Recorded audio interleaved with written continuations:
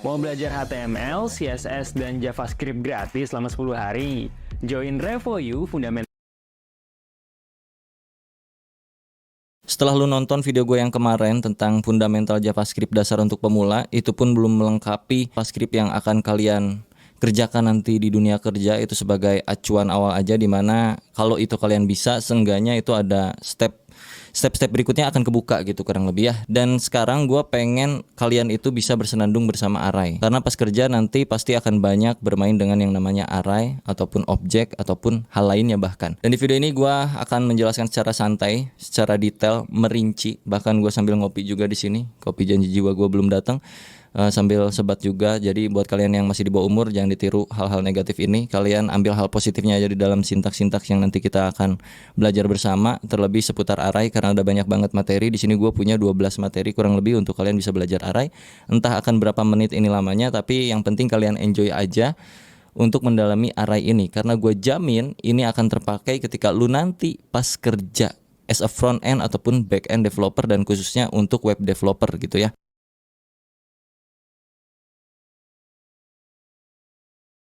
Oke, gue akan coba rundown dari nol lagi untuk array itu sendiri. Kurang lebih si array ini kayak sebuah variabel yang bisa menampung multiple values. Itu inti dari array sebenarnya. Cuman masalahnya bukan gitu doang. Jadi ketika sebuah variabel punya value yang banyak, mau diapakan itu value-nya gitu. Nah, itu permasalahan ketika kita belajar yang namanya array, bro. Gimana cara kita ngelola isian dari variabel yang sudah punya banyak data. Contoh, di sini ada data seperti ini, di sini ada data function, di sini ada objek misalnya,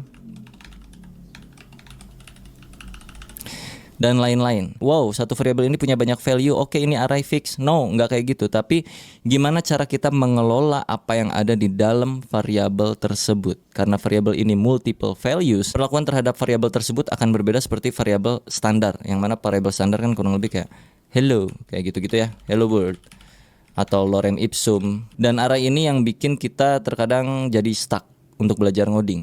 Nah, terlebih karena ini JavaScript, akan lebih stuck lagi kalau kalian pusing tentang array.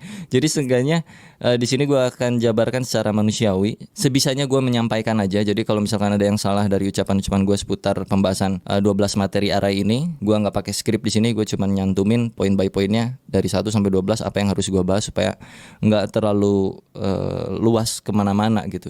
Tetap ada poinnya. Oke, kita mulai dari yang pertama. Mulai dari hal yang paling standar, cara membuat array. Kalau kalian tiba-tiba terjun ke sini, please tolong tonton dulu video yang kemarin yang untuk pemula, bagaimana cara membuat variabel, declare, dan segala macamnya.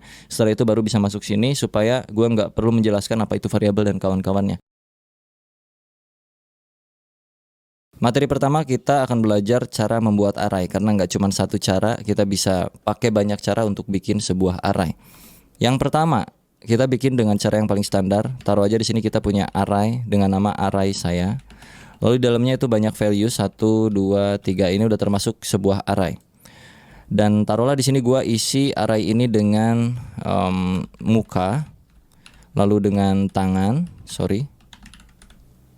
lalu dengan tangan, dan satu lagi pakai misalkan bibir. Kalau gua console.log array saya, maka dia akan menghasilkan array seperti ini. Tahapan pertama seperti itu untuk membuat sebuah array. Cara kedua membuat array, kalian bisa bikin array kosongan, array kamu mungkin ya di sini ya, kosong dulu. Terus lu isi nilai apa yang pengen lu masukin ke dalam array kamu di sini. Caranya tinggal panggil lagi array kamunya, lalu diikuti dengan siku-siku dan sama dengan values-nya itu apa. Sebelum kita masukin data nilai dan juga key-nya ke sini, gue akan jelaskan dulu ini maksudnya apa dan ini juga maksudnya apa. Karena nggak cuman sekedar oh senyum, oh tangan, oh bibir, oke, itu array, nggak cuman sekedar gitu. Kalian perhatikan di bagian konsol sini. Sorry, ini gue komen dulu. Di sini kalau kalian klik tanda panahnya, dia akan turun ke bawah dan kalian lihat di sini ada 0, 1, 2. Muka itu urutan ke-0, indeks ke-0, urutan pertama, indeks ke-0, muka. Urutan kedua, indeks ke-1, tangan. Urutan ketiga, indeks kedua, itu bibir. Bentar, notifnya gua matiin dulu anjir, berisik banget ini. Right, sorry ya kalau di sini suaranya berisik, ada suara burung, suara angkot dan segala macamnya. Jadi ketika kita bikin sebuah variabel, walaupun di sini kita nggak masukin key, nggak masukin angka 1230 123 itu, tetap di situ sebenarnya ada. Yang mana 0 1 2 tadi itu disebut key atau indeks ya. Indeks dari sebuah array. Indeks itu mulainya dari 0. Sedangkan kita manusia bisa menghitung mulai dari 1. Itu yang bisa bikin kita pusing pas belajar ngoding. Sedangkan di dalam codingan itu mulai dari 0, tapi kita mulai dari 1. Dan terkadang juga sebaliknya. Jadi nanti akan ada hal-hal yang mesti kalian kulik lagi, apalagi seputar array. Oke, kita masuk ke cara kedua ya, karena kalian udah tahu 0, 1, 2 itu apa. Itu disebutnya indeks. Jadi indeks ke-0 adalah senyum, indeks ke-1 adalah tangan, indeks kedua adalah bibir. Urutan pertama adalah muka, urutan kedua adalah tangan, urutan ketiga adalah bibir kalau secara manusianya. Lalu pembuatan yang kedua kurang lebih itu kayak begini, dan kita mesti masukin indeksnya ke sini. Indeks berapa yang mau lu isi values-nya. Taruhlah indeks ke 0 dulu, ya kan, indeks 0 muka tuh. Kita taruh di sini, gua ganti dengan bibir misalnya. Lalu array kamu indeks ke 1 gua isi dengan misalnya dengan trompet. Trompet apa itu ya? Bunga lah kurang lebih. Array kamu dengan key indeks kedua itu gua isi X misalnya kayak gini. Kalau kita konsol log array kamu, maka akan menghasilkan hal yang sama saja. 0, 1, 2. Nah, kalau ini lebih jelas lagi karena lu mendeklarasikan si indeksnya. Indeks ke-0 tuh apa, indeks ke-1 tuh apa, indeks kedua tuh apa nilainya. Tapi di sini kan kalian enggak. Walaupun kalian enggak masukin key-nya, tapi secara otomatis sebelum koma itu adalah si 0, setelah koma itu adalah si 1, setelahnya lagi terus berurutan sampai ke ujung sepanjang data yang kalian punya. Nah, ini balik lagi dikit nih ke bagian array saya ya. 0, 1, 2. Kalau gua tanya ke lu yang baru ngoding, ini panjang datanya berapa di dalam satu variabel array saya ini? Apakah ada 2 atau apakah ada 3? Itu cukup pusing kalau untuk pemula waktu pertama kali belajar kayak gue dulu. Panjang data di dalam variabel array saya itu ada berapa? Apakah dihitung ini 2 atau 3? Yang jelas jawabannya 3. Cari taunya di mana?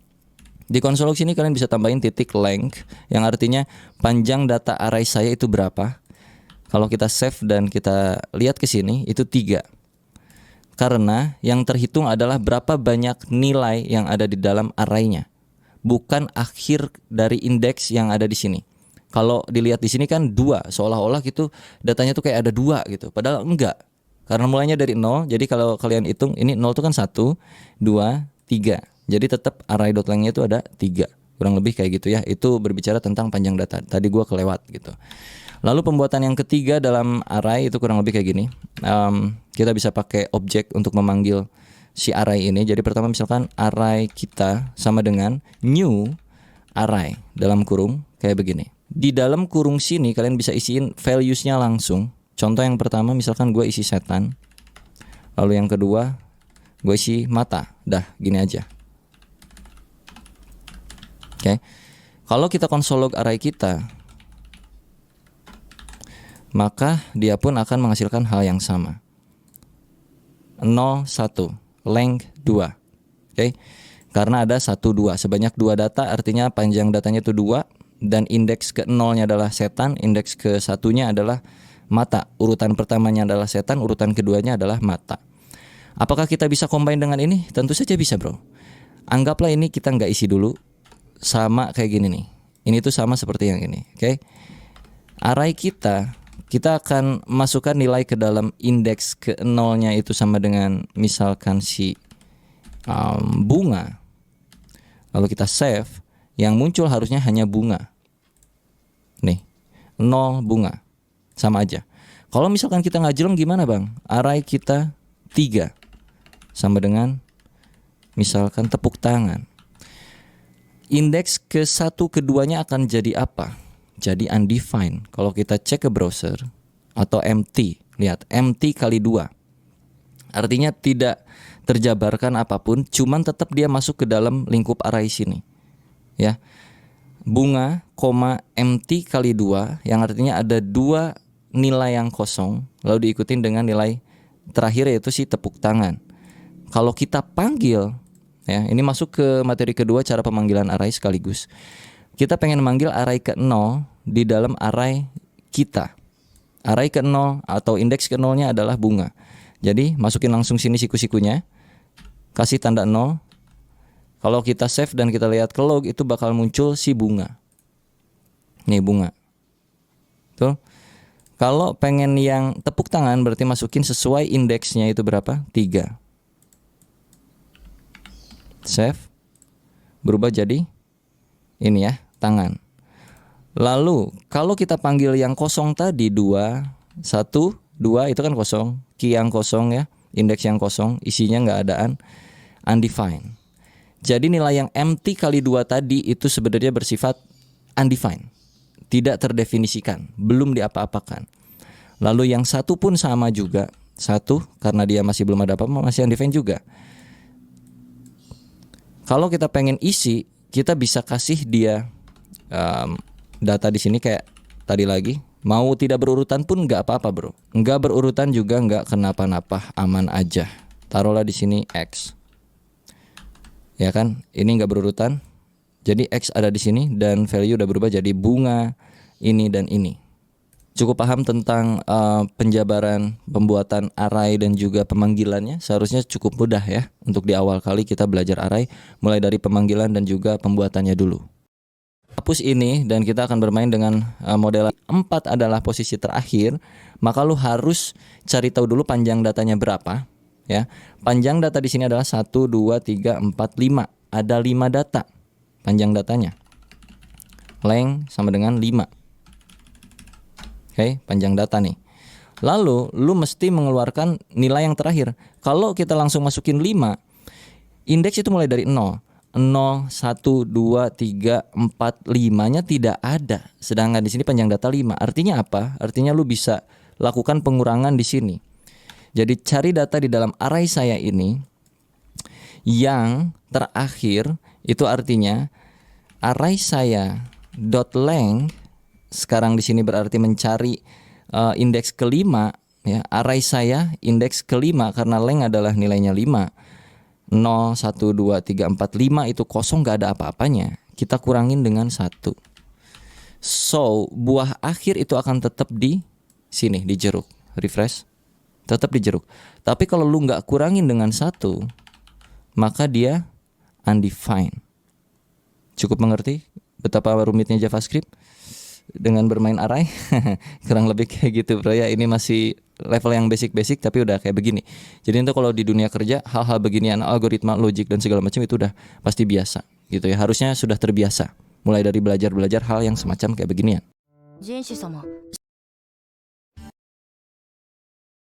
Kayak kita udah bikin gimana caranya membuat array, terus kita juga udah cara panggil value-nya, cara menentukan posisinya. Ada satu hal yang belum gua sebutkan di sini, ini gua akan hapus dulu. Modelan yang terakhir, tadi kita belum ubah key-nya, yang mana key itu bisa diubah juga. Tadinya kan 0 1 2 3 0 1 2 3 kayak gitu-gitu terus, dan kita misalkan pengen ngasih ciri ke dalam key-nya karena ini buah-buahan kebetulan. Jadi taruhlah di sini gua akan hapus dulu dan kita kasih array kosong di sini. Gua pengen key pertama itu bukan 0, tapi gua pengen key pertamanya itu array saya alpukat sama dengan gua kasih di sini alpukat. Kayak begini. Ini bisa juga. Atau key yang kedua kita kasih jeruk. Lalu kita console log array sayanya. Dan kalau lu cek ke browser akan menghasilkan hal seperti ini. Alpukat, ini alpukat, jeruk, ini jeruk. Loh kok lengthnya 0 bang? Untuk memanggil ini pun lu nggak bisa kayak begini. Karena dia bukan berupa urutan, ya, bukan berupa indeks key yang dari 0, 1, 2, 3 itu. Jadi untuk pemanggilannya lu mesti kasih di sini kata-katanya apa? Alpukat. Kalau lu pengen dapetin hasilnya. Ini alpukat. Ya. Terus jeruk. Ini jeruk. Jadi ada banyak banget hal yang bisa kalian mainkan dengan array. Dan kenapa gua bikin video ini dengan santai kayak beginian walaupun lu pada pusing untuk belajar pertama kali. Jadi ini sebenarnya bukan video tutorial juga, cuman ngasih tahu bahwa array itu bisa sangat-sangat manipulatif ya, bisa membuat lu pusing, bahkan bisa membuat lu jadi lebih mudah dalam mengerjakan hal-hal di dalam pekerjaan lu nanti gitu, bro.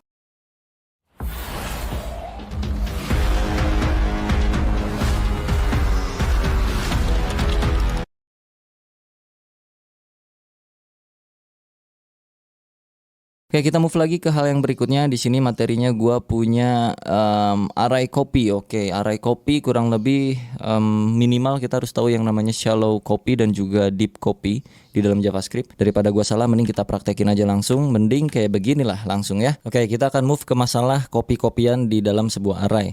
Jadi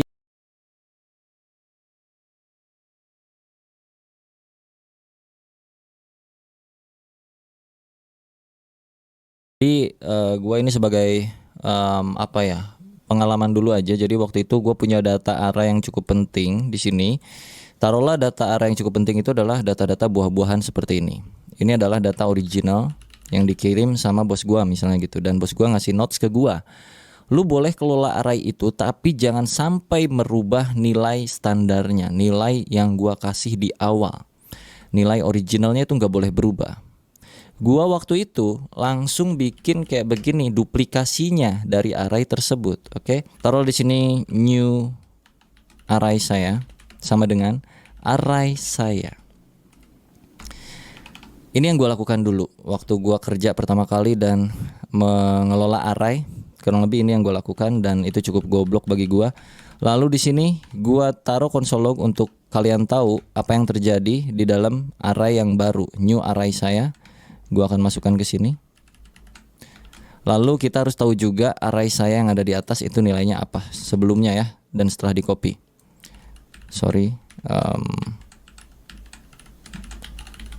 Oke, jadi di sini gua udah konsol 2 biji. Yang pertama yang original dan yang kedua ini gua kasih ciri KW alias duplikasi dari array saya. Dan memang kalau kita konsol log itu menghasilkan hal yang sama. Lihat gambarnya pun ini buah-buahan yang sama, betul? Kelihatan gak sih? Kelihatan dong harusnya. Buah-buahan yang sama nih. Cuman masalahnya gua nggak sadar ketika gua manipulasi isi array yang baru itu ternyata terimpact kepada isi array yang original. Let's say new array saya untuk posisi yang indeks pertama itu akan gua ubah menjadi bukan buah itu tapi buah lain-lain. Misalnya taruhlah bukan buah lah ya. Taruh di sini gua pakai X kayak gitu. Yang mana ketika gua save dan cek balik lagi ke browser, ya memang di sini array pertama udah berubah jadi X. Dan sisanya masih sama seperti yang original. Tapi ingat notes dari bos gua bahwa yang original itu nggak boleh diubah deh, karena itu penting banget. Lu harus bikin copy dulu, baru lu boleh ubah dari copyan tersebut. Kalau lu cek sini, originalnya pun berubah. Kalau secara teori gue nggak bisa banyak ngejelasinnya kayak gimana dan kenapa. Tapi kalau lu pengen tahu, lu coba baca yang namanya shallow copy dan juga deep copy di dalam JavaScript kurang lebih kayak gimana tuh ya. Walaupun sebenarnya di dalam bahasa lain pun sama juga, ada yang beginiannya juga pasti. Cuman kalau di JS ya berbeda pengimplementasiannya. Jadi kalau lu mainannya JS ya lu cari aja shallow copy dan deep copy yang ada di dalam JavaScript. Nah, ada beberapa cara supaya objek originalnya itu tidak berubah atau array di dalam isi nilai di dalam isi array saya itu nggak berubah. Lu bisa pakai di sininya misalnya kayak spread operator kayak begini. Jadi kalau kita save balik lagi di sininya X tapi di yang original masih original. Atau lu bisa pakai cara-cara lain kayak macam array saya .slice menghasilkan hal yang sama, tidak berubah. Atau array saya atau array.from array saya kayak gini, tidak berubah. Atau lu bisa main kayak macam json.parse di sini, terus lu kasih json stringify dan masukkan array saya ke sini dan nggak berubah, aman kayak gitu. Jadi Diperhatikan aja dalam hal mengcopy-copy sebuah array untuk bermain original dan duplikat atau KW-nya. Kalau pengen fokus merubah yang KW-nya, itu tidak disarankan dengan cara yang seperti gua tadi di awal kayak begini. Lebih baik lu bikin memang objek baru dari array yang ini. Terlebih kalau kasusnya misalkan udah ada requirement bahwa original value dari array yang pertama itu nggak boleh berubah, nah berarti nggak bisa pakai cara kayak beginian. Tapi ya tergantung situasinya lo mau kayak bagaimana. Kalau mau kayak begini, ya ini sama aja kayak lu nggak usah ngetik ini gitu, udah aja langsung manipulasi di dalam array saya-nya aja gitu. Jadi tetap disesuaikan dengan kondisi, jadi nggak bisa juga dipaksakan harus pakai yang copy. Itu nanti akan bersinggungan juga dengan hal-hal kayak macam performance. Ya jadi cukup ribet memang sebenarnya. Mau cuan dari trading? Bisa. Nih, pelajarin dulu dasarnya. Gimana candlesticknya? Ada panjang.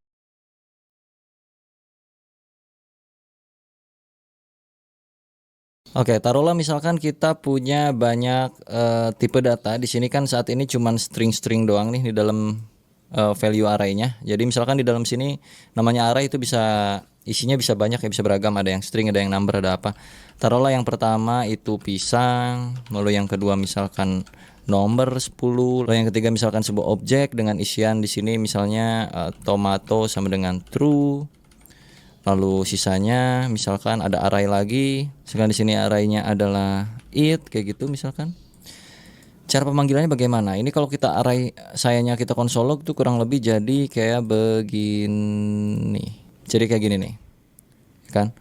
0 pisang, ini sebuah objek, ini sebuah it. Kalau kita mau panggil satu persatu, taruhlah yang pertama. Itu bisa kayak begini.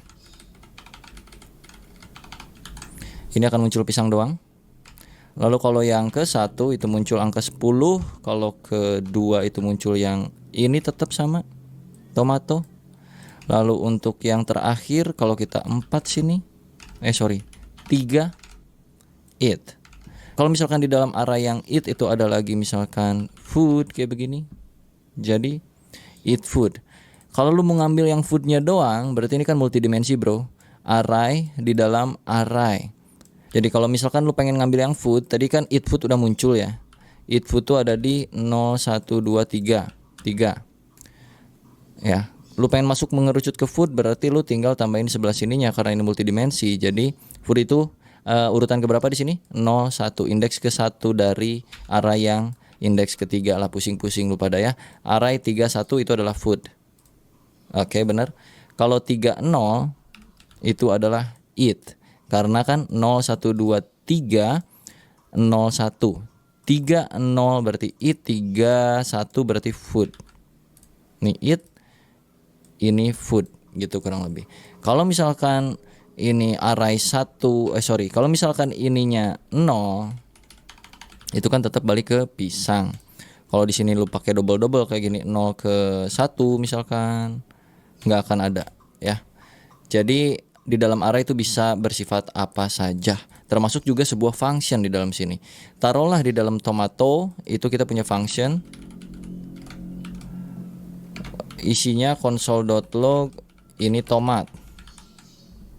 Nah, kalau kita pengen manggil si tomato ini kayak bagaimana? Apakah kayak cara yang tadi yang 012? Yes, tapi function tomatnya nggak muncul ke console log. Sedangkan kita pengen muncul tulisan ini tomat, berarti di sini dot tomato. Muncul ini tomat. Kalau gua eksekusi seperti ini di luar console log, karena di dalam sini sudah console log, tidak terjadi apa-apa. Kalau kita kasih beginian, ini tomat, karena tomato itu sebuah function. Pusing?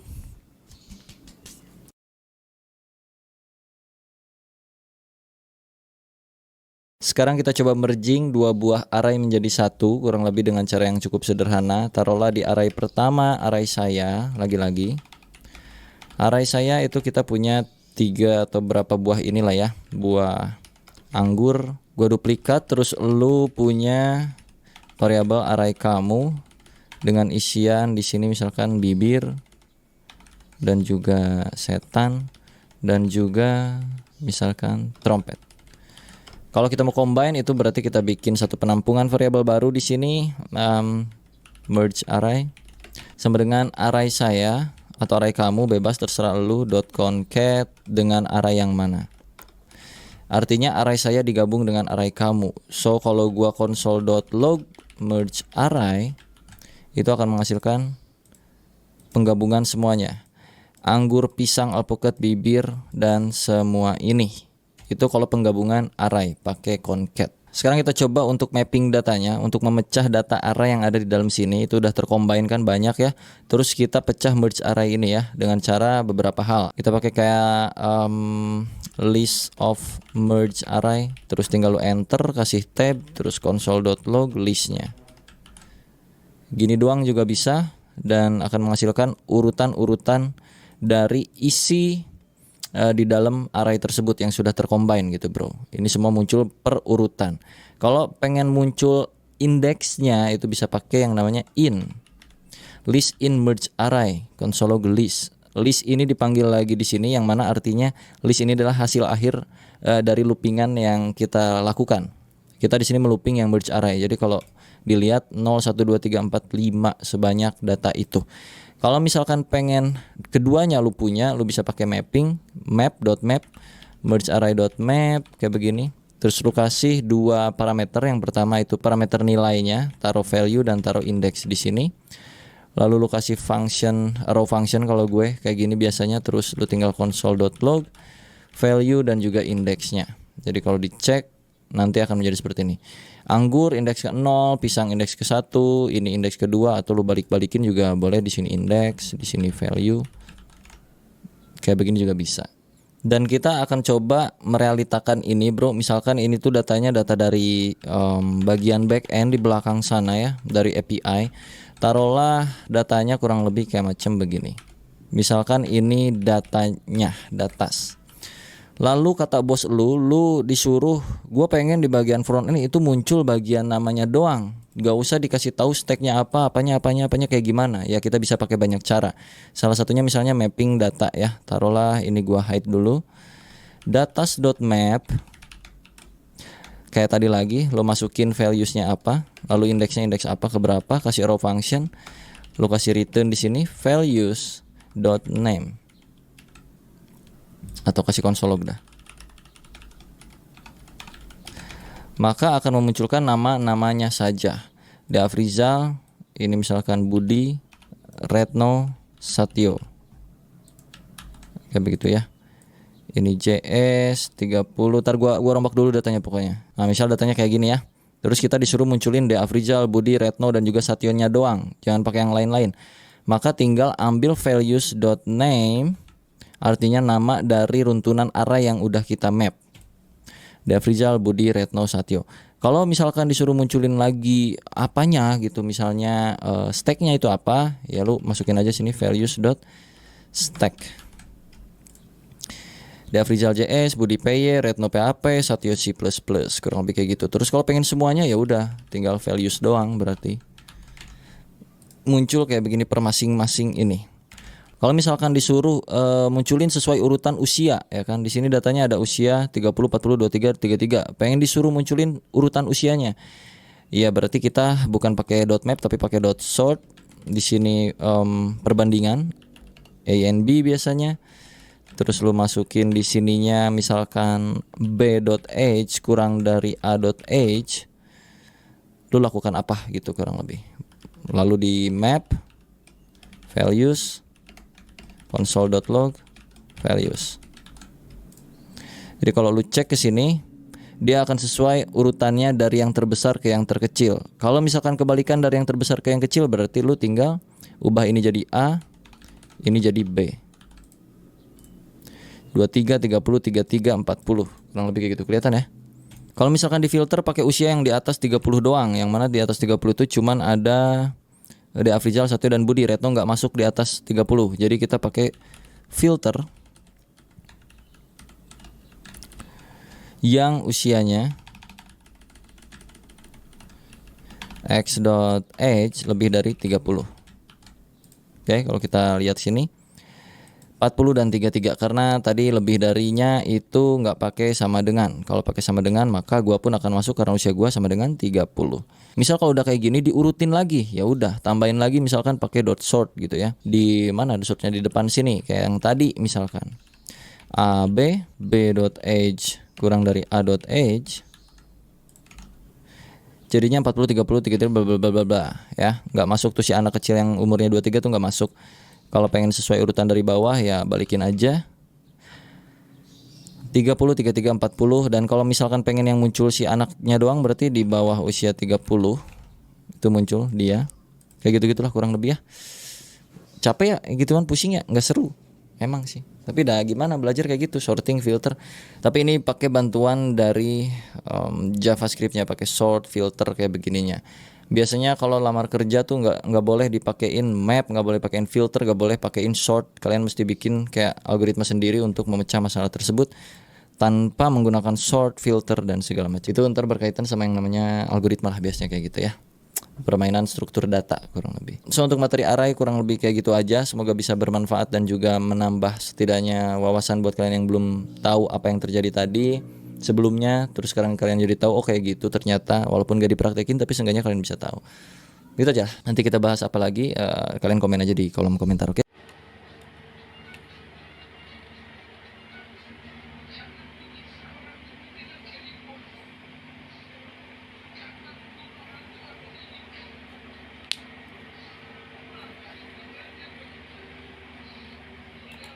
Di video kali ini kita akan sedikit fun dan juga memusingkan diri dengan yang namanya JavaScript function. Karena ada banyak hal yang bisa kita kulik dengan JavaScript function. Nanti akan ada tugas ya buat kalian, tugas besar seru. Jadi ikutin aja video ini. Tapi notes buat kalian yang belum mengikuti video gue sebelumnya tentang JavaScript, bisa dicek playlist JavaScript di channel gue ya.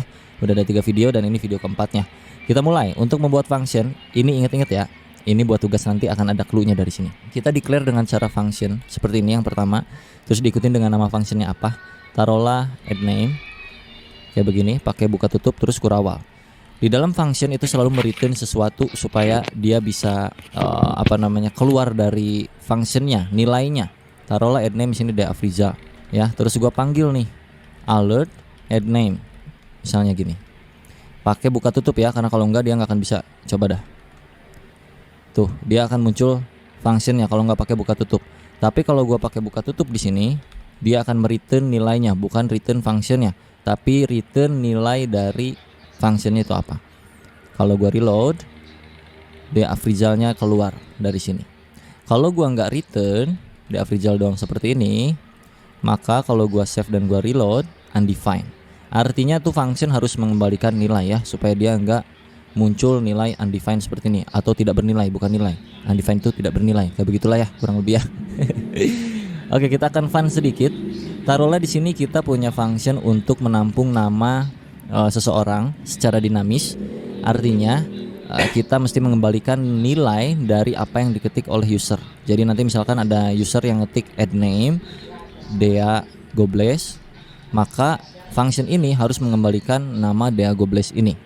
Yang artinya kita udah mengirim data dari pemanggilan functionnya. Untuk mengambil atau menangkap datanya, itu kita tinggal taruh di sini sebuah variabel untuk menampung data ini. Taruhlah nama variabelnya di sini full name. Untuk mengembalikan nilai ini, kita tinggal return full name-nya. Kayak begini ya. Artinya function add name dipanggil dan dikasih nilai Dea Gobles dari pemanggilannya langsung. Terus di functionnya itu kita tangkap lewat satu variabel yang bernama full name dan pengembaliannya adalah return full name-nya. So kalau gua save dan kita coba reload pakai alert ya, alert dulu deh. Maka Dea Gobles masuk sini. Nah, untuk video ini gue akan ubah return-nya. Walaupun di JavaScript kan diharuskan return ya, tapi karena kita modenya mode development alias mode belajar juga, jadi ini gue ganti return jadi console log supaya bisa lihat langsung di sini hasilnya tanpa pakai alert ya. Gue hapus dulu alertnya. Ini return gue ganti jadi console.log full name. Jadi pas di save dia akan muncul Dea Gobles. Ini kalau satu parameter. Kalau dua parameter diganti di separate pakai koma, dipisah pakai koma. Taruh di sini first name Di sini last name. Jadi yang di return konsol log itu return ya, anggaplah seperti itu. First name, koma, last name. Di sini kalau kayak gini doang, dia gobles undefined. Karena function ini itu kan dia nangkep 2 data. 2 kiriman data. Sedangkan di function ini kita cuman 1 kiriman data. Ini. Kalau kita tambahin dia gobles, tambahin kayak gini Margodoso, maka udah nggak undefined tuh, karena sesuai. Ini data pertama, koma, data kedua. Data pertama masuk ke first name, koma, data kedua masuk ke last name. Atau mau panggil satu-satu boleh. First name, terus console log lagi, last name, Diago Blaze Margodoso. Mau ditambahin lagi di sininya misalnya nama depan, titik 2. Di sini nama belakang, nama keluarga, nama marga lah, taruhlah gitu ya. Jadi nama depan Diago Blaze, nama marga Margodoso. Seperti itu. Ini yang kita sebut sebagai permainan pengiriman data ke function. Bisa disebut passing data, passing parameter, passing value, passing apa kek, selalu ya passing pengiriman dan penangkapan data, kurang lebih kayak begini. Nah, sebenarnya di dalam function JavaScript ini tuh termasuk bagian dari yang namanya argumen. Di sini di pemanggilan function addName, kedua parameter ini adalah sebuah argumen yang kita ketik. Argumen pertama adalah bernilai string dengan isian Diago Blaze. Argumen kedua adalah Margodoso, ya. Tanpa kita harus panggil di situ parameter pemanggilannya dengan cara bikin satu variabel atau 2 variabel sesuai dengan berapa banyak jumlah argumen yang dimasukin, kita juga bisa lewat yang namanya console.log arguments. Ini hapus aja. Bahwa sebenarnya pun function itu sudah mempunyai argumen tanpa kita masukin parameter di dalam functionnya. Kalau kita console log argumen akan muncul kayak beginian. Argumen 2, Diago Blaze dan juga Margodoso, betul? Untuk manggil yang pertama itu bisa pakai 0. Untuk manggil yang kedua itu bisa pakai 1. Jadinya Diago Blaze Margodoso. Kalau pengen kayak tadi ya sama aja. Komain aja sini. Nama depan, yang ini nama belakang gitu, atau nama marga. Sama kayak tadi, tanpa kita tangkep datanya di parameter functionnya, tapi kita panggil lewat yang namanya argumen. Kalau kita nggak tahu argumennya bang, kayak gimana ya, pakein for loop lah kurang lebih. Contoh, for let i arguments.length i kurang dari argument.length i plus plus console.log arguments i Margodoso. Oh sorry, dari 0 mulainya, salah. Diago Blaze Margodoso. Sini tinggal tambahin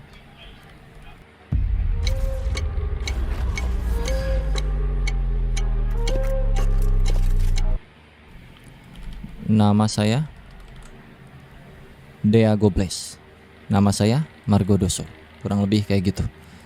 Atau nama lengkap ya, karena di looping kan kayak gitu ya. Sebenarnya bisa diakal-akalin juga lah. Nama lengkap Diago Blaze, nama lengkap Margodoso. Ini kalau misalkan ceritanya bukan nama depan nama belakang, tapi banyak nama, Fikri Gobles misalnya, Deden Gobles. Kayak gitu-gitulah kurang lebih ya. Tapi ini kan ribet, jadi nggak usah gini, udah normal aja hidup mah bro. Pakai parameter aja dah. Itu untuk studi kasus tertentu kita bisa pakai begituan. Tapi yang paling standar ya username atau di sininya nama awal, first name, last name gitu. Console log first name plus last name itu bisa, atau pakai koma juga bisa. Dan jangan lupa karena di sananya itu 2, di sini juga 2 ya. Diago Blaze Fikri Gobles. Kalau nggak pakai koma dia akan bersatu, kalau pakai koma dia akan jadi spasi. Nah gitu, gampang-gampang. Ini metode pertama pembuatan function. Lalu kita masuk ke yang kedua dengan cara functionnya itu ditampung ke sebuah variabel. Taruhlah addName ini adalah sebuah variabel ya. Cons ya sedikit lucu di JavaScript memang, tapi ya mohon dimaklum. Cons full name sama dengan, nah lo pusing-pusing lo. Ini gue zoom out dikit. Tuh kayak gini deh. Cons full name sama dengan function addName. Ya. Ini bukan lagi manggilnya, bukan lagi pakai addName, tapi tinggal full name. Sama aja hasilnya. Itu bisa juga kayak gitu. Jadi dijadiin sebuah variabel.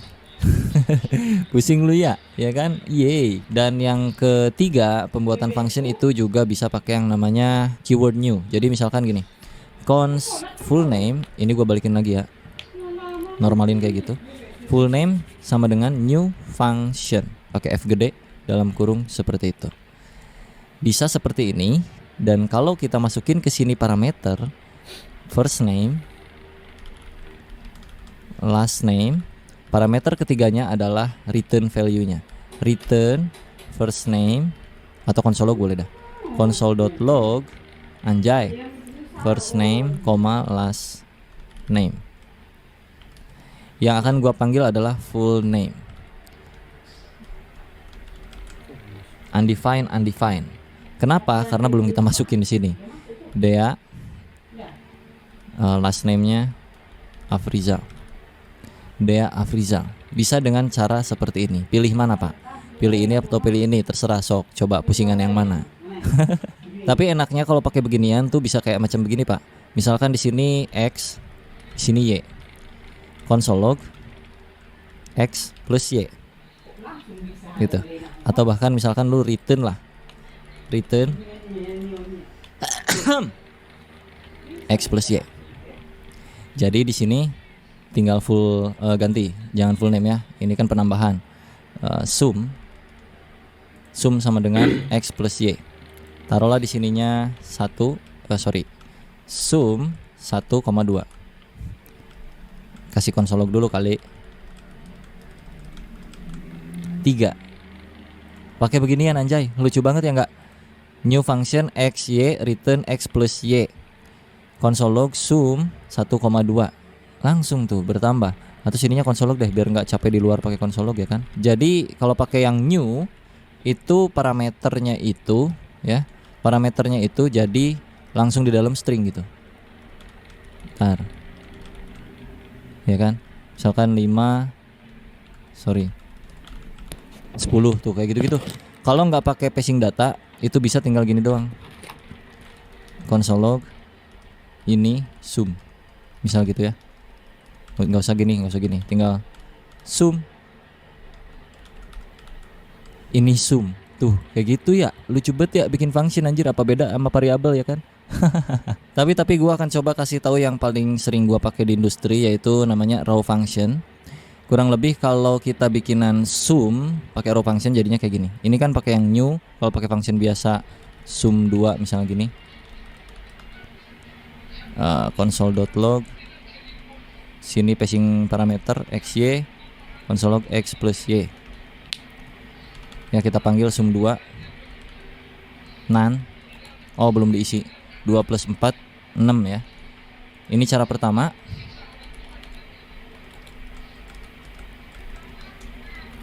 Ini cara kedua. Cara 3. Sum 1, sum 2, sum 3. Nah, ini kita bikin yang sum 3 dengan cara kayak gini. Cons sum 3 sama dengan console.log X plus Y. X, Y. Ini cara 3. Sum 3 dikali 3 ditambah 6 9. Ini cara yang ketiga yang paling gue sering pakai di industri dengan yang namanya raw function. Nah jadi ada 3 cara.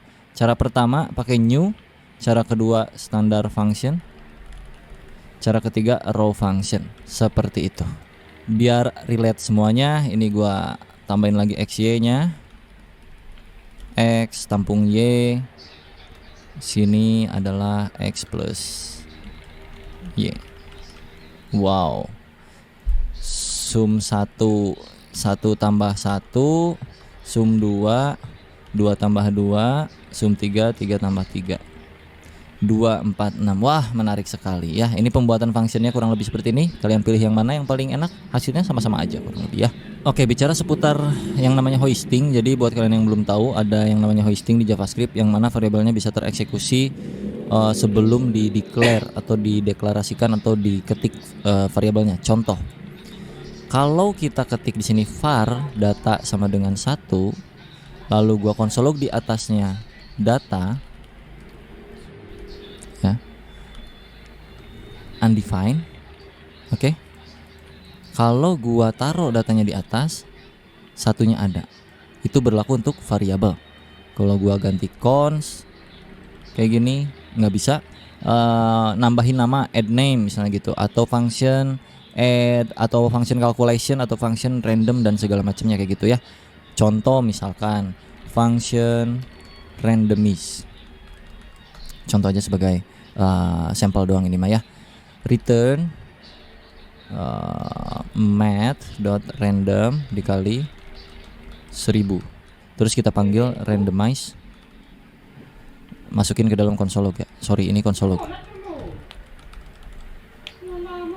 Nah, 86 kalau kita refresh lagi tuh itu dia ngerandom terus. Jadi di sini terserah lu mau random dan segala macamnya.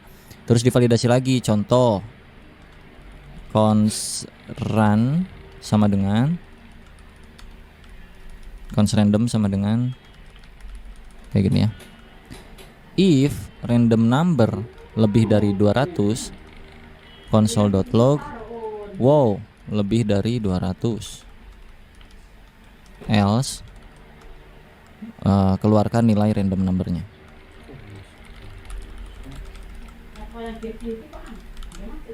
Gitu. Ini kurang dari 200. Nah, ini lebih dari 200. Wow, lebih dari 200. Berarti ya kalau lu mau make sure itu lebih dari 200 ya tinggal masukin sini random numbernya. Tuh 376, 700. Tuh kalau nggak lebih dia akan muncul kayak gitu. Ya kurang lebih gitulah. Jadi function itu terserah lu ya, mau apapun isinya, mau gimana logiknya lu masukin ke dalam function. Jangan lupa dipanggil, tinggal algoritma bermain gitu dan pola pikir kita aja untuk memainkan function seperti apa sesuai dengan penamaan functionnya. Oke, kita masuk ke tugas. Yang pertama tugasnya adalah membuat perhitungan matematika. Untuk apa aja?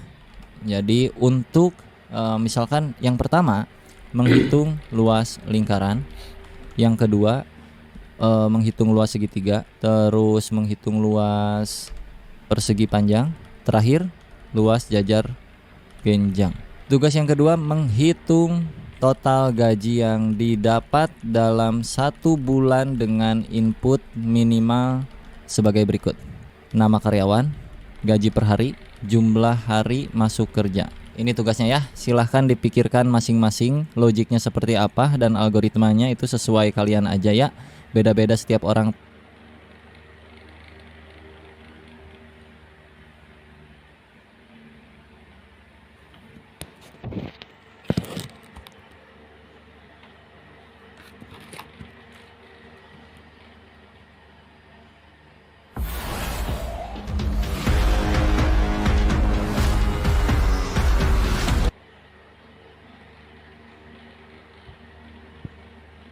Dua itu kan kurang dari 5, maka masih berlanjut nih Z++.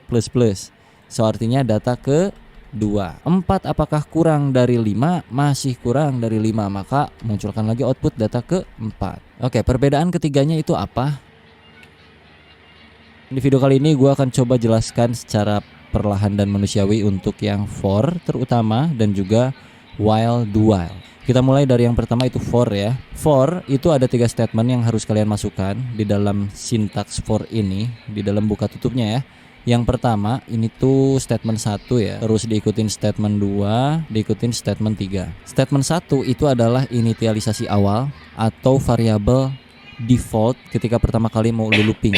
Variabel loopingannya mulai dari berapa inisialisasi. Jadi kita ganti, taruhlah variabelnya itu let i, biasanya kan i itu tuh kayak macam iteration kayaknya, atau i index, itu juga bisa juga ya, tergantung lu aja, mau a juga boleh, mau x, mau f, selalu cuman biasanya itu i, karena biasanya itu i maka kita mah z aja ya.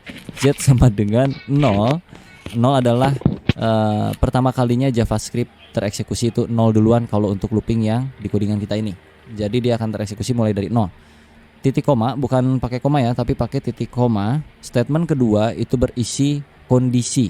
Kondisinya apa? Awalnya 0, jika z-nya kurang dari 10 atau 5, maka apa yang akan dilakukan itu ada di statement ketiga. Biasanya itu z++ untuk menambahkan nilai z-nya. Jadi kalau dibaca, z pertama kali bernilai 0, lalu ada kondisi di mana ketika z itu bernilai kurang dari 5, pakai titik koma, maka z-nya akan bertambah nilainya. Dan gua akan melakukan console log di sini, data ke strip z, biar tahu. Kalau gua save, data ke 0, 1, 2, 3, 4. Kenapa cuma sampai 4? Karena Z-nya mulainya dari 0 dan indeks itu dari 0 ya kan. Ini kalau di total tuh ada 5 kan, 1, 2, 3, 4, 5. Betul? Ada 5 ya. Jadi sebenarnya datanya terurai sebanyak 5 kali. Cuman karena mulainya dari 0 maka kayak gini. Kalau pengen mulainya dari 1, pakailah sama dengan di sininya. Jadi terurut 1, 2, 3, 4, 5. Yang mana data awalnya itu 1. Lalu ketika Z kurang dari sama dengan 5, lakukan penambahan dari Z-nya. Yang mana Z-nya saat ini adalah 1. So Z akan naik menjadi 2 dan konsolog akan muncul ke permukaan menjadi seperti ini. Data ke 1. Sekarang di data ke 1 itu Z-nya udah bernilai berubah lagi nih. Z jadi sama dengan 2. Maka 2 itu kan kurang dari 5. Maka masih berlanjut nih Z plus. So artinya data ke 2. Terus dia naik lagi Z-nya. Z sama dengan 3. 3 apakah kurang dari sama dengan 5? Ya jelas aja 3 itu pasti kurang dari sama dengan 5. Maka akan muncul lagi output data ke 3. Sekarang Z-nya berapa? 4. 4 apakah kurang dari 5? Masih kurang dari 5. Maka munculkan lagi output data ke 4. Sekarang Z-nya naik lagi jadi 5. Apakah 5 kurang dari sama dengan 5? Iya, karena ada sama dengannya kan. Jadi masih masuk ke sini data ke 5. Z sama dengan 6. Nah, apakah 6 masuk ke 5? Tidak. Ya, 6 itu nggak kurang dari 5, bahkan nggak kurang dari sama dengan 5. Jadi untuk data yang ke 6 itu tidak akan masuk yang ini. Jadi berakhir di sini, end of loop. Jadi pertama kali ini dieksekusi akan menampilkan data ke 1, Z-nya bertambah jadi 1, ya plus 1 tambah 1 jadi 2. Terus 2 nambah lagi plus 1 jadi 3. Kalau berhasil yang 3 nambah lagi jadi 4. Ini nambah lagi sampai ke posisi akhir, maka di sini dia tidak bertambah lagi. Ini untuk for ya, materi for di JavaScript kurang lebih seperti ini. Kalau kita mau kurangin hasilnya atau dibalikin atau decrement ya bro ya, ini kan increment. Kalau pengen decrement, ini dipakein min. Ini pasti error loop ya, pasti jadi kacau dan akan stuck seperti ini karena kita mulai 1 sampai ke 5 ini hancur pokoknya. Harusnya dari sini 5 turun ke 1, maka pas di looping, wow lihat nih anjay. Sedap sekali bukan? Bede. Jadi jangan sampai salah logic ya. Itu tadi gua kepencet save sengaja biar lu tahu kalau terjadi logic error tuh akan kayak gimana. Nah, kurang lebih ini komputer akan CPU-nya naik kayak gitu ya. Jadi infinite loop tuh yang tadi disebutnya. Dia naik dan kita akan kesulitan untuk membuka browsernya. Ya, kita coba running di sini aja. Data ke 5 4 3 2 1 gitu ya kurang lebih. Ini browser gua kan masih error ya, masih infinite loop. Jadi ya udah gua pakai Node.js aja untuk running JavaScript-nya sama aja tapi by the way. Jadi nggak terlalu berpengaruh. Gua akan mulai dari Node.js aja. Dan ini bisa lu kombinasikan juga dengan lain-lain yang bisa menarik bagi lu mungkin suatu saat. Jadi lu bisa kasih kondisi kayak macam jika modulus dari ini berapa, ntar lu bakal bisa nemuin ganjil genapnya kayak gitu kurang lebih. Misalkan Z modulus 2 atau sisa bagi dari 2 sama dengan 0, maka kita konsolog Z-nya.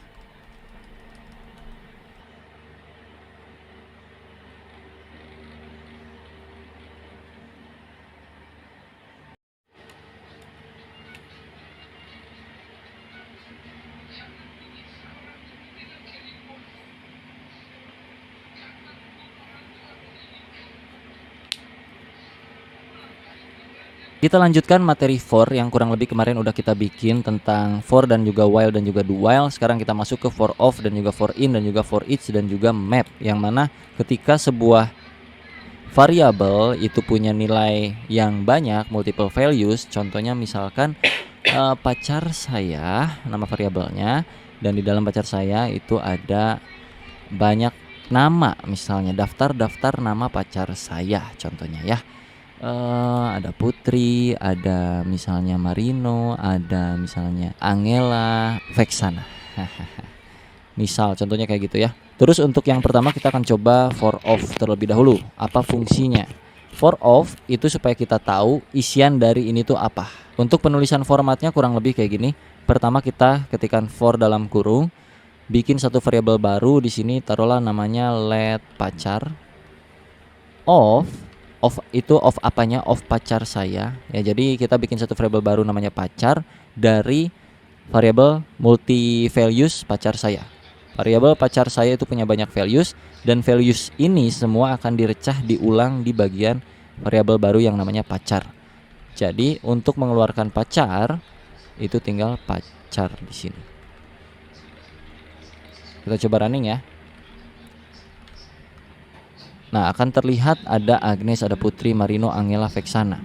Karena kalau nggak di looping ya kan pertanyaannya, bang ngapain digituin? Ya udah langsung console log aja itu pacar sayanya ya. Lu coba aja sini perbedaannya. Console.log pacar saya. Kita running lagi. Nih, ini yang pertama nih. Console log yang ini hasilnya kayak begini. Kalau yang udah terlooping itu datanya termapping satu persatu, terpisah. Gitu kurang lebih. Itu untuk for of, yang artinya mendapatkan value-nya langsung tanpa kita pedulikan indexingnya ya.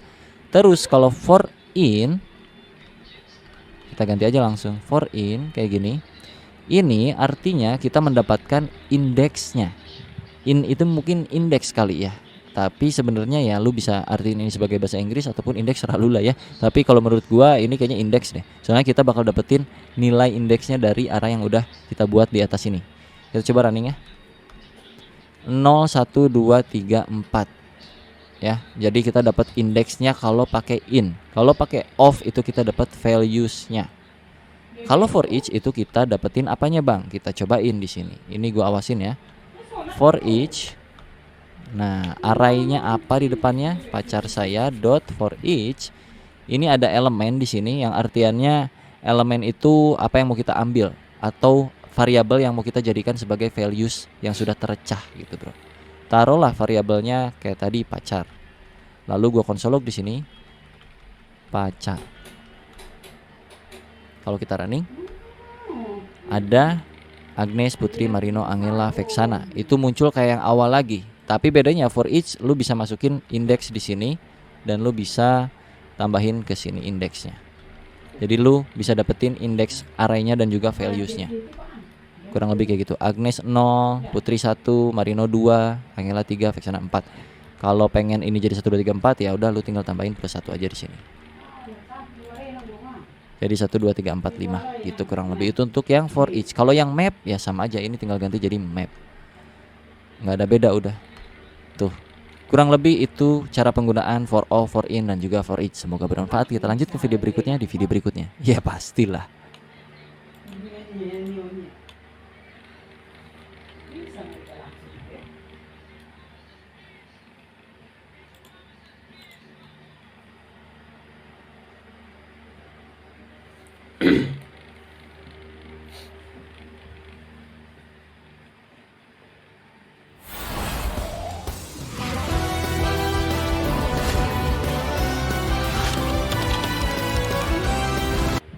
Oke, mungkin kalian sering mendapatkan masalah di JavaScript ketika berjalan belajar pertama kali JavaScript dengan yang namanya sebuah function yang kalian panggil tapi mereturn sebuah pendingan promise kayak gitu-gitu. Jadi kita kali ini akan belajar yang namanya asinkronus di JavaScript kurang lebih seperti apa. Kita contohkan dari yang sinkronus dulu ya sebelum gue jabarkan asinkronus versi sederhana, versi gue yang gue punya di otak gue ya, ntar gue jelasin. Kalau secara teori seperti biasa, yang paling fix kalian bisa cek Wikipedia sendiri. Tapi kalau ini versi penjabaran gue dan pemahaman gue aja di JavaScript kurang lebih kayak gimana. Pertama, contoh di sini gue punya function 1. Di sini ngelog cuman munculin 1 gini. Terus gue punya 3 biji misalnya gitu. 1, 2, dan 3. Oke. Toga lagi apaan tuh anjir? 3. Kalau kita running ini satu persatu, ini biar ada jalannya pas pas kalian cobain juga biar ada gambarannya kurang lebih nanti perbedaannya kayak gimana gitu. Kita panggil function 1 dulu di sini, function 2, function 3 gitu kan. Kalau kita run di sini maka sesuai ya 1 2 3 gitu.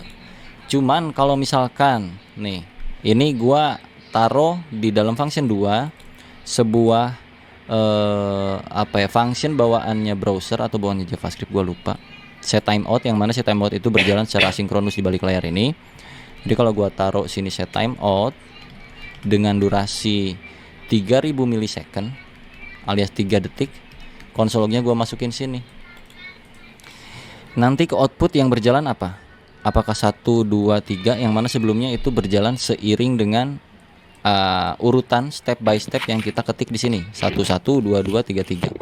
Walaupun ini kita ketik 1, 2, 3 di sini, tapi karena di tengah-tengah di function yang kedua itu berjalan secara asinkronus, maka kalau kita run 1, 3, 2-nya datang 3 detik kemudian. Kayak gitu. Ngerti nggak? Ini asinkronus nih. Function kedua asinkronus nih. NJS 1, 3, 2-nya nanti. Nah, contoh kayak gini biar nggak pusing. Gue tambahin di sini konsol log. Function 2 mau dieksekusi. Gini, biar kalian ada gambaran. 1, function 2 mau dieksekusi, 3-nya udah keeksekusi duluan, 2-nya nanti. Jadi bisa dikatakan asinkronus secara paling mudah bagi gue untuk menjabarkannya adalah sebuah function yang bisa berjalan secara paralel dalam pengeksekusiannya dengan function-function lainnya. Jadi dia tuh tetap jalan walaupun lu masih mengeksekusi hal-hal lain. Contoh kayak di antrian kayak gitu-gitu. Kalau digambar kurang lebih kayak begini ya Pak ya. Sebentar. Contoh di sini tuh ada ya standar lah kayak antrian-antrian begituan ya. Ini contoh ada manusia, ada dapur lah gitu. Taruh ini dapur, ini lobi pemesanan di sini misalnya nih. Apa sebutnya teh? Kasir ya gitu, kasir untuk mesen misalnya nih. Sini ada orang-orang nih. Contohnya di sini ada orang-orang antri. Ini 1, ini 2, ini 3, 4, 5. Si nomor 1 ini pesan. Seret, burger 1 katanya. Terus kan Pak. Jadi kalau kita running lagi sekarang yang tadinya kita dapat undefined. Gue kasih sini lagi ya, console.log processing API key. Now.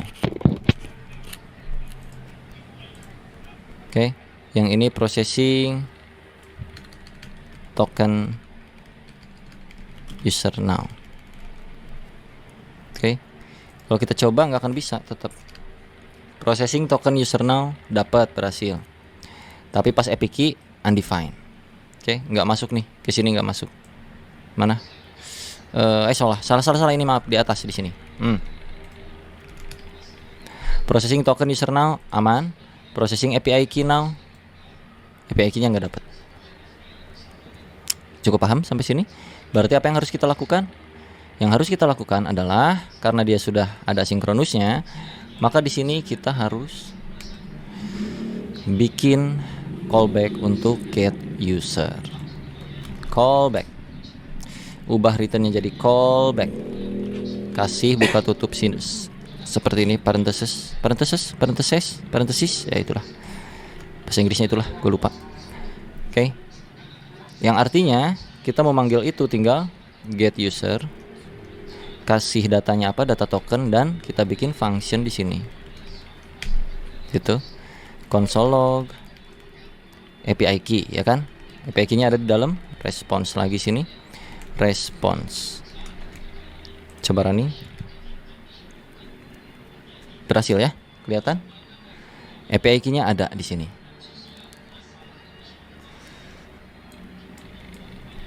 Try ini begini. Kurang lebih. Kurang rapi ya, mohon maaf bentar.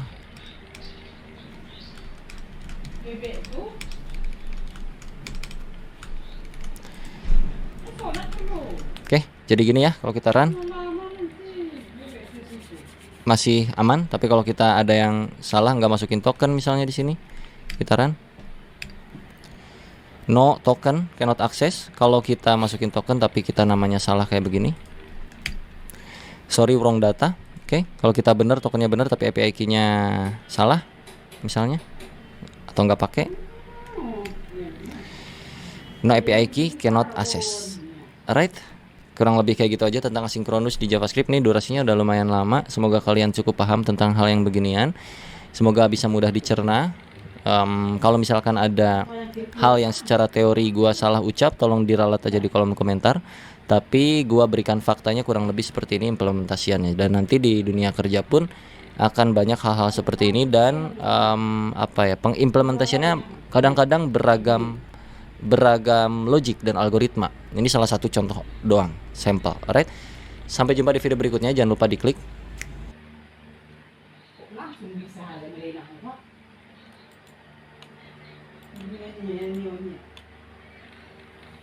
Ini